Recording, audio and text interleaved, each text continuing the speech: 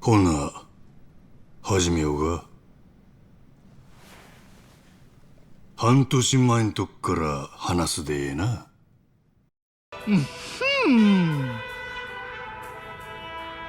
Wait. That's the wrong clip. That's the wrong clip.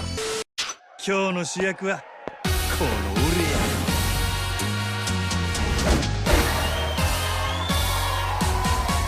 Again! 24時間シンデレラ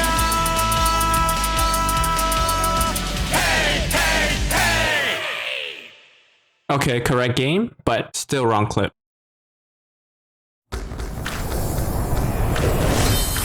There it is. Finally, we got the right clip. Sorry it took a bit to get here. I don't know how the other scenes ended up here, but I guess it'll be a good jolt for you to get into the mood for this video. Crazy stuff like that is so common in the Yakuza franchise. You already know what this video is about, but before we get into it, jam out to this banger real quick.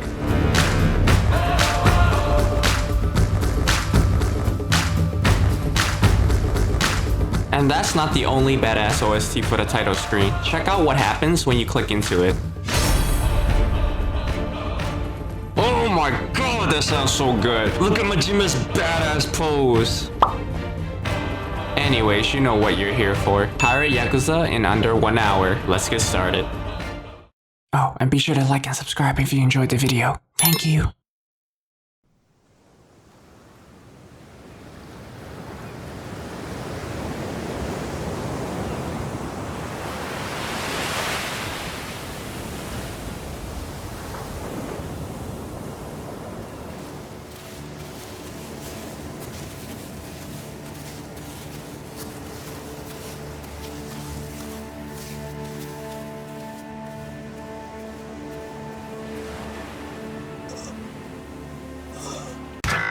As you can tell from the beginning, this game takes place 6 months ago. From when, you ask? No idea. Maybe from Yakuza 8? Not sure. But one thing is for sure. We're playing in an event being told by Majima set near Hawaii, Honolulu. This is Noah, a kid from this island helping Majima with some drinkable water. Noah's really important to the story, so be sure to remember him. We also meet Goro for the first time. Ain't he such a cute little cat? Yes, he's a cat. Totally not a tiger.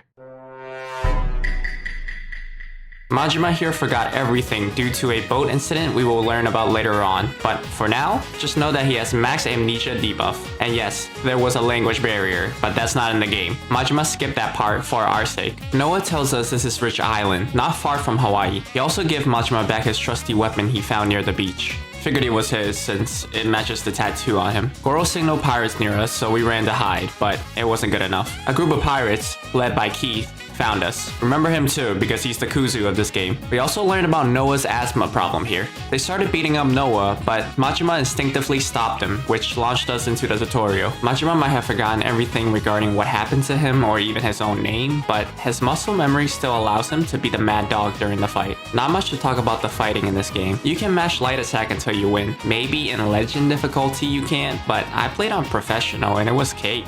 They added a new jumping mechanic which expands combat a bit, but the amount of time the bosses later on jump out of your air combo makes it impossible for you to land the final hit. He takes care of Keith and the pirates we saw earlier on as well. We even get to use Majima's shadow clone technique, first shown in Yakuza 5. After that fight, a bit of Majima's memory came back, allowing him to remember his Yakuza past. He told Noah this, but Noah didn't care. Majima protected him and that's what matters here. They have to get out of there before reinforcement come, so they headed for Noah's home. This is where the game officially starts. Chapter 1, Shipwreck. After a bit of walking, they made it to Noah's home, a bar named Esperanza. Noah's father, Jason Rich, and sister, Moana Rich, was attending to it. Majima told them the whole amnesia thing and asked for a place to spend the night with a meal on the side. Of course, Jason was a bit skeptical. I mean, who wouldn't be? His son brought home a man with ink like Majima claiming to have amnesia. I would be skeptical too. Stop the cap! His skepticism is well earned even if looks were taken out of the equation. Jason used to sail the seas as a treasure hunter. Thanks to that, he kind of got an idea on Majima's origins. Quick spoiler warning, I haven't spoiled anything about the previous game, Yakuza 8, but this is where that ends. So if you haven't played that game and would like to, go play it and then come back. Intermission over.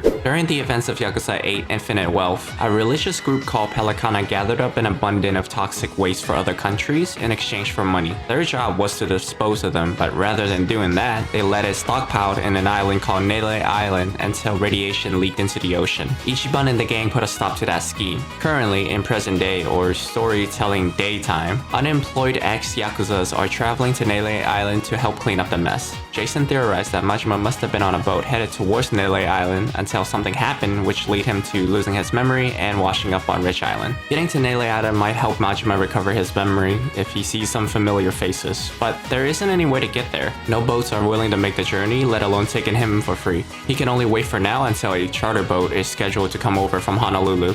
Even then, the trip to Nele Island could take up to a month, and that is if he survives the sea. Night falls soon after, and Majima bonded a bit with Noah, talking about anything he can remember and Noah's dream to travel the world. He wants to get off the island and explore, discover things he read about in books. That's the dream, but Jason won't allow that to happen. He thinks the world is too dangerous for Noah because of his illness. Majima then makes a promise to Noah. He will take Noah out of here and help him explore the world as a thank you for helping him now. Well, as soon as he can get his hand on a boat. Their conversation was then interrupted by some pirates going into Esperanza, and guess who's leading them? Keith knows Noah is helping Majima and figured Jason must be too, so they threatened him. Jason wouldn't budge, however, and things could have turned real bad until Majima intervened. He wanted a second ass whooping, so he got one. Jason then threatened Majima himself to leave his family out of this. That didn't go as planned, and Majima ended up getting a place to spend the night. Morning came, and things are not looking good for Esperanza. Pirates are surrounding the whole place due to the events of last night, and customers are scared away. Majima figured the only way to fix this would be leaving the island as soon as possible. There's not many options around, so the pirate ship will have to do. There are a lot of pirates to deal with if he confronts them, but not nearly enough to take on the Mad Dog. Before we even get on the ship though, we have another boss fight. Insanity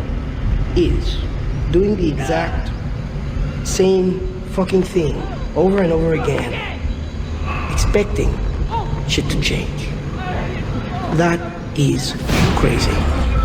If only I can say that was the last time. Anyways, Majima gets on the ship to finish the rest of the crew off. Hey yo, what the? He does so with ease before going toe-to-toe with Masaru, the right-hand man and chef of the captain. Victory, of course, went to Majima. They went to confront Captain Jack the Collector afterwards. He played dirty, however, and sneakily got Noah as a hostage. He then ordered Masaru to get back up and take Majima as one too. Getting Majima should be his only objective, but he's too scummy for that and wouldn't let Noah go, which causes Masaru to switch sides. And freed Noah easily.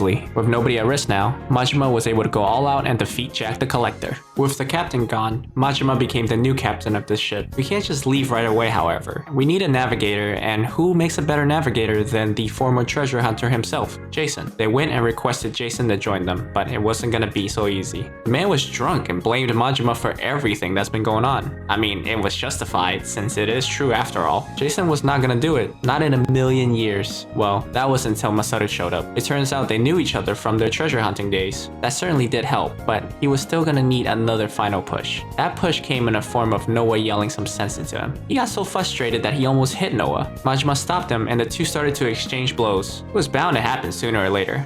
Majima also talked some sense into him after sobering him up. He tried to make one more excuse regarding Esperanza, but Moana came out and shut that one right off. And with that, we were ready to set sail for Chapter 2, Heart of Darkness. We also had a pretty good theme song and named the ship Goromaru. I want to show you the song, but not sure if it's copyrighted or not, so search it up if you want to give it a listen. Highly recommended. This chapter starts us off with the biggest element to this game, sailing at sea as a Yakuza pirate. The first ship we go against is someone we're familiar with. No, it's Jack the Collector and not Keith. But I wouldn't have been surprised if it was Keith. There's two parts to a ship fight. First is the ship itself. You sail around, fire your machine guns towards the front of the ship and cannons to the side. There's also a boost feature and a repair feature as well. The second part of the fight when you take them down is a head-on brawl between Majima's crew and the opposition's crew, an all-out slugfest. As simple as it is, I actually really enjoy these parts of the game. What I didn't enjoy, however, is the constant crashes. This might be my computer's problem or the PC port's problem, but either way, pretty annoying. I hope RGG is working on a patch to fix it ASAP. Oh, don't. Oh god. It froze. No! Come on. Back to the story. This whole sequence was a tutorial for the pirate part of this game, if you couldn't tell, and it also came with a pirate fighting style for Majima. How did Jack get a ship that quickly and was able to round up enough people to take us on? That was never explained, but do keep in mind Majima is telling the story in this game. Anything can happen really, and a lot of weird thing does. The song I recommended you to search up earlier probably wasn't even sang in the actual event, or maybe it was. Only Majima and them would know. We defeated Jack for the second time and got a map from him. The map was marked with all the treasure he hid for himself. Then the game lets go of our hands and we could travel to those marked locations or go straight to Nele Island. I of course went to every marked spot on that map, but for the sake of this video, I'm just gonna focus on the main story here. We travel from sunrise to sundown getting to Nele Island. What Majima thought was going to be a welcoming party for him turned into an ambush by the Pelicana group. Most groups can barely stand against Majima, but now with Jason and Masaru fighting with us, that 1% of victory for them turned into 0. After we won, a truck showed up carrying the Yakuza representative, Shigagi Teruhiko, and Pelicana officer, Rodriguez. Shigagi was glad to see us, but Rodriguez was not so much with his men on the ground. He overpowered Masaru easily, and Majima was about to go toe-to-toe with him until Shigagi stopped it. Saved Rodriguez from the medicine Majima's been prescribing Keith, if you ask me. While they drive to the main base of Nele Island, Majima explains the whole situation regarding the amnesia. Shigagi then advised Majima about his name, who he is, what's his role as an ex-Yakuza, and the reason for his visit. It's all summarized down to Majima is here to babysit and supervise the ex-Yakuza on the cleaning project. There are also survivors here from Majima's boat incident, Minami and Nishida. It turns out the entire incident was caused by a giant squid. We'll find out how true that is later on. For now, we have dinner with Shigagi to discuss what will happen next. In Shigagi's opinion, Majima needs help and he needs to enroll in a Japanese hospital. Majima's sworn brother Seijima will be arriving in a few days to take him back. All that's left to do is wait till Seijima arrives, I guess. Masaru and Jason then wanted to throw Majima a going away party, so they went back first to get ready. Majima went back soon after, but before he could go anywhere, the Pelicana earlier wanted to settle the score. They're not happy they were beat, so now they want to run back. Spoilers alert, it made no difference whether Majima was fighting alone or with Jason and Masaru. Rodriguez then took us back to the Goro Maru, and next to it was another ship. This ship was taking the ex-Yakuzas to a place called Madlantis, a place full of bad guys. A Yakuza and pirate heaven. That piqued the interest of the crew, but Jason wasn't interested. It was too dangerous for Noah. He changed his mind when Masaru brought up the treasure he's been chasing since his treasure hunting days. The treasure is called Esperanza. It's worth millions, but that's not the reason why he was searching for it. The treasure is also said to be containing an elixir of life that can heal any disease, so he wanted it for Noah. On the way there, we discussed the info Masaru knows. He brought up a guy named Tucker and how he knows where the treasure is. Finding him will be the main objective when we land. We get there soon after, but was ambushed by Madlantis security. A little entry test, if you will. Majima and the crew passed it with flying colors. No surprise there. We then proceed through a cave to finally get to Madlantis. This place is insane. The whole place was created with abandoned ships. Sure, there was a platform here and there to walk on, but most of the decoration was cool as heck. A place worthy to be a pirate's social hub. Our first stop is a bar named Dunghill to see if Masaru can set up a meeting with Tucker. We get there and it turns out Tucker's been gone and haven't been back here for a while. That puts a full stop on our tracks to Esperanza, unfortunately. That's not the only bad news as well. Masaru's phone was sent a notification about a bounty on Majima. The bounty was put out, no surprise, by Jack the Collector. This guy just doesn't give up, does he? The bounty is worth 10k. We know there's no way Jack is fronting that kind of cash, so it must be Mortimer, the top pirate in this place. Jack is an officer of Mortimer. Jason was not happy to hear this because he used to own a ship and fought in the Pirate Coliseum, a tournament set up here for cash, of course. Jack's crew was winning consistently until Mortimer, part of his crew at the time, betrayed him and caused him to lose 2 of his friends. Masaru, knowing Jack being a Mortimer officer and still working with him, left a bad taste in Jason's mouth. Masaru did explain himself though, and it was enough for Jason to let it go. Having a bounty on Majima is no big deal really. I mean, look at all the fights up to now. Majima haven't broken a single sweat. The real problem is if people starts to target Moana back in Rich Island. There's nothing we can do here if that happens. We better get rid of that bounty fast, and in order to do that, we will need to participate in the Pirate Coliseum. Coliseum. Mortimer's the only one that's able to take the bounty down by force, and the only way to meet with him is to get to the top rankings of the Pirate Coliseum. It's gonna take a bit, but there's no other way to meet with him. We get down to the sign-up post next, but we found out we can't even participate yet. We need a better durable ship and more crew. The guy at the counter advised us to sail to Honolulu so we can recruit more members and get our ship fixed at the same time. We get to Honolulu with a new outfit. Majima's gonna stand out way too much in that pirate setup, so Masaru lent him a shirt. We landed and the first stop is Revolve. Getting information will be the easiest at a bar, so this is a great start. Especially when the bartender points us directly to a ship fixer named Clark. He was really good at what he did back in the day, but all he does now is drink himself away at a place called Shinobi Sushi. We swing by the sushi place and man is already drunk, looking for a fight against anyone. We explained our situation with him and he said if we beat him in a fight, he'll help and join us. Yeah, okay, buddy. 1, 2, 3, 4.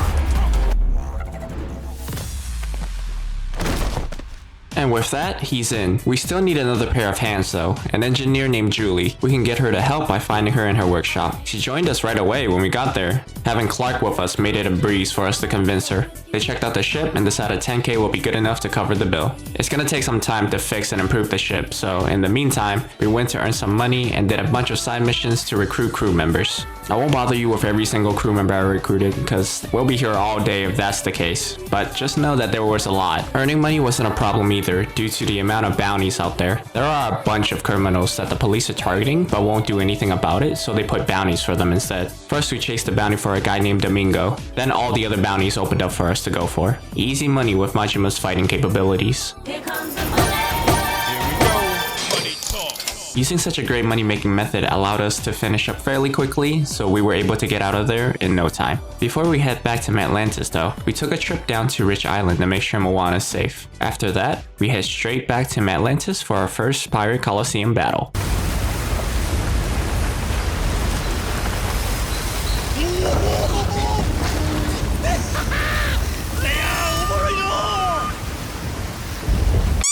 The intro was epic, I'll give it that, but that doesn't actually translate to a epic ship fight. I mean, it's the same shoot ship until they're gone and then board to all out brawl. An easy task indeed. In fact, we put on such a good show. The queen and king of this place wanted to meet us personally. Queen Michelle and Pirate King Raymond Law at the throne. Also next to Raymond, the traitor Mortimer, Raymond's right-hand man. But that wasn't even the most surprising person we see here. This is where we find out Jason have another daughter, Naomi Rich, the queen's right-hand woman. The main reason for this meetup is to meet each other, but the real main reason is the queen's knowledge on Nele Island's big secret. They can't talk much here, so Naomi advised us to meet her in Honolulu for more details. We left the place and was ready to go back to Honolulu. Unfortunately, some Pelicana warriors ambushed Majima and kidnapped Noah. We were able to track them down through a photo they sent us, however, and save Noah effortlessly. I want you to see this one little clip regarding the rescue. Keep in mind, this is Majima's imagination right now.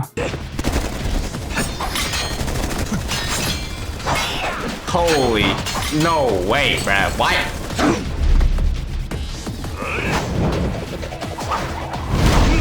Bruh. Majima is a different breed.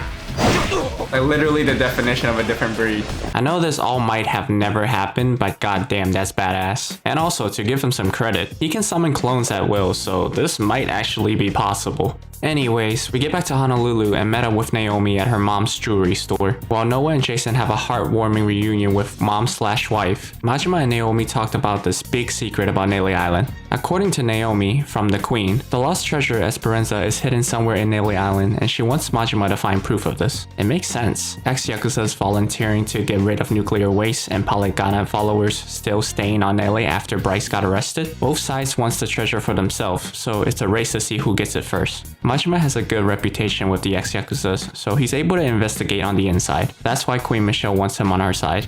After that long conversation we had with Naomi, we were ready to take action in Chapter 3, The Old Man in the Sea. This chapter starts out with Majima discussing what he learned from Naomi, and the plan they came up with is exactly what a pirate would do. They'll go investigate for the treasure, of course, but the queen isn't getting a single penny from it. The treasure will be first come, first serve, so that's all for themselves when they find it. Sounds like the perfect plan to me. Oh, and also, Naomi mentioned that Michelle got this information from an 85-year-old moneylender from New York named Tucker, the same one Masaru was talking about earlier. It's also said that Tucker is working with Shigagi as well, so Majima have some conversation he must have with him. The treasure ain't gonna wait for us to get back, so we set course for Nele Island once again. After seeing Majima alive and well, Shigagi made it pretty obvious he was unhappy. Aside from Minami and Nishida, everybody shared the same feeling as Shigagi. Then, like usual, Majima and the gang took them on and beat them up. I thought that was going to be the end for Shigagi and he'll be out of the story, but Majima only does Majima things. He got him to be our ally, and now we're all looking for the treasure together. There's still a couple of things stopping us from just a full-on search, however. Majima's sworn brother Seijima and Rodriguez. We'll deal with Rodriguez later, but for now, Seijima comes first.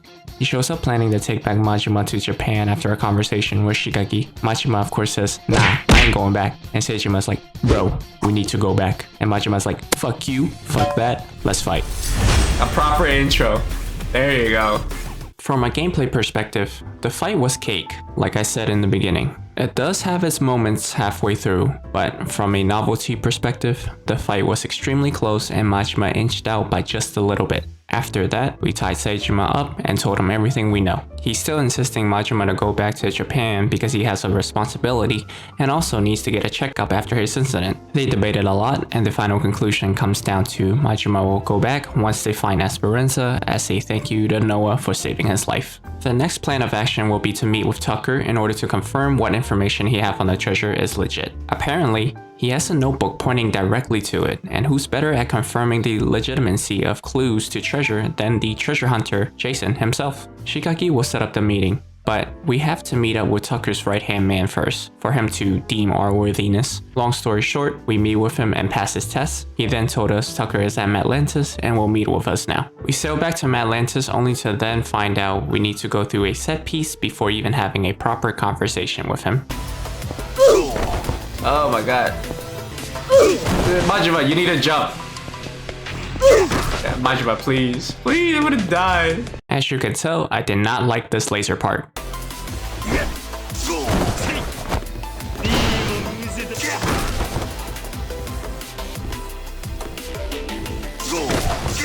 Are you fucking kidding me?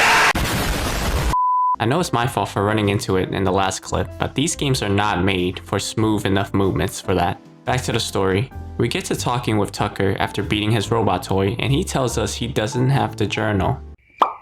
He burned it in his mind before burning it in real life. Bro, what are you talking about, man? Smart move. Not like memory loss is a real thing, especially at that age, huh? Anyways, he starts going on and on about the history of the pirate that hid the treasure, until he gets to the part where a heretic village came into play. He needs us to find that village before divulging more information, so back to Nele Island, I guess. Majima almost slipped up while asking Shigagi about the village due to Rodriguez being back. Luckily for us, he didn't catch on to anything. Shigagi was also useless as well and didn't know about the village when we were able to ask.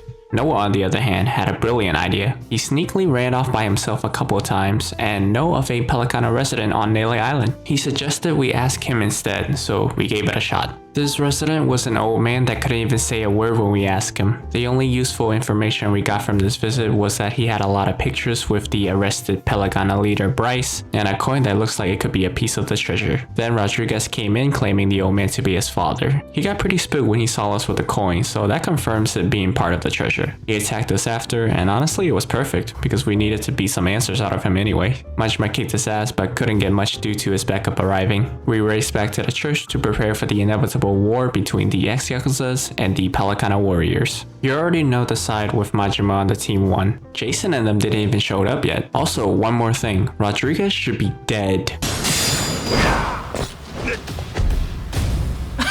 He made a fool out of him, come on. Oh wait, he just killed Rodriguez. Rodriguez is literally dead. That was a chest shot. How is he still standing? Did I shot him with Walmart bullets or something? Like, okay, dude. Rodriguez then took us back to his pop's cottage and explained his past to us and the relations he has with Esperanza. His dad knows where the treasure is apparently, but can't communicate to us about it. So in conclusion, he can't help and we're still on our own. But that doesn't mean we don't have any new help at all. With most of the people on the island knowing about the treasure, we all decided to join forces to search for it together. That sends us nearly to the end with chapter 4, Treasure Island. We all discussed one more time on the final plan, and that's to get Tucker on this island. Him leading us directly to the treasure in person will be a lot quicker than searching for this heretic village and then slowly relaying information back and forth until we find it. Majima's crew will get Tucker here, and the people on the island will search 24/7 for this village. We make one more trip down to Madlantis to discuss the plan with Tucker, but he refuses to go, so we just said, alright, bet. We'll search the island thoroughly and he won't get a single penny from it. He panics and agrees to go right away. That was easy. Then one last hiccup before we get back to Nele. Raymond Law stopped us and forced us to face Mortimer before we go. If we don't, Tucker ain't leaving. We had no choice but to agree. We had to get another cannon as well from Keith and Jack on Honolulu, but I'ma just skip over that part since it was pretty tedious and I didn't even use the cannon you get from him anyway. But to summarize, we fought Keith, and then Keith again, ship battle Jack, and finally all out brawl Jack.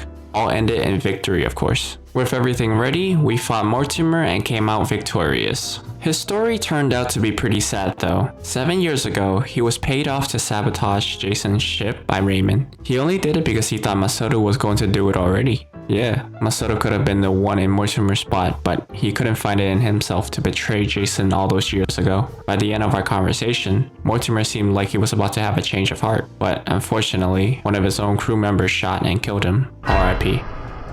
With the sad arc done, we set back to the main objective of getting Tucker to Nele Island. We got there safely and the plan turned out to be a success. The island crew found the village, and when they told Tucker the location of it, he pointed out the treasure's location perfectly. We had one more battle though before we lay our hands on the gold. The giant squid that caused the incident to start this entire game off. This one here was actually gonna be a tough battle. It was so tough in fact. It caused Majima to remember his memories. The Mad Dog came out victorious in round 2. Without even needing any rest, they headed straight for Esperanza. And also the final chapter, White Whale. This chapter started off with them confirming the existence of the treasure. Every tiny piece of gold was there, alright, but one thing was missing. The elixir of life that Jason was after for Noah. Tucker was looking for it as well, which makes sense.